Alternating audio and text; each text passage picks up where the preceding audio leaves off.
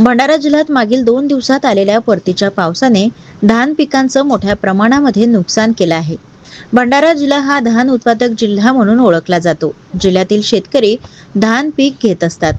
आता ऑक्टोबर महिन्यात धान कापणीला आले आहे आणि बऱ्याच शेतकऱ्यांनी शेतीवर धान पीक कापणी करून ठेवली आणि नंतर मळणी करून धान घरी नेणार होते। मागील 2 दिवसात आलेल्या परतीच्या पावसाने शेतकऱ्यांच्या तोंडातील घास हिरावल्याने शेतकरी चिंतेत सापडलेला आहे। परतीच्या पावसाने शेतकऱ्यांचे होत्याचं नव्हतं केलं असून जिल्ह्यातील 8,500 हेक्टरीवरील 20,540 शेतकऱ्यांचे प्राथमिक अंदाजानुसार मोठ्या प्रमाणात नुकसान झाले आहे। त्रासवाणी संकट शेतकऱ्यांच्या पिकावर कोसळल्याने शेतकऱ्यांनी जगावं की मरावं असा प्रश्न आता निर्माण झाला आहे। नमस्कार, मी पद्माकर गिदमारे, कृषी उपसंचालक भंडारा।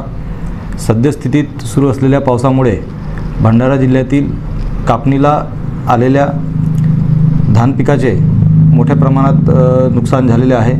क्षेत्रीय अधिकारी कर्मचारी यांच्याकडून प्राप्त प्राथमिक नजरअंदाज अहवालानुसार जिल्ह्यात एकूण साधारणतः 8,500 हेक्टरवरील 20,540 शेतकऱ्यांचे नुकसान झाल्याचे अंदाजित आहे। या अनुषंगाने पंचनाम्याचे आदेश देण्यात आलेले असून क्षेत्रीय स्तरावर पंचनाम्याची कार्यवाही सुरू आहे।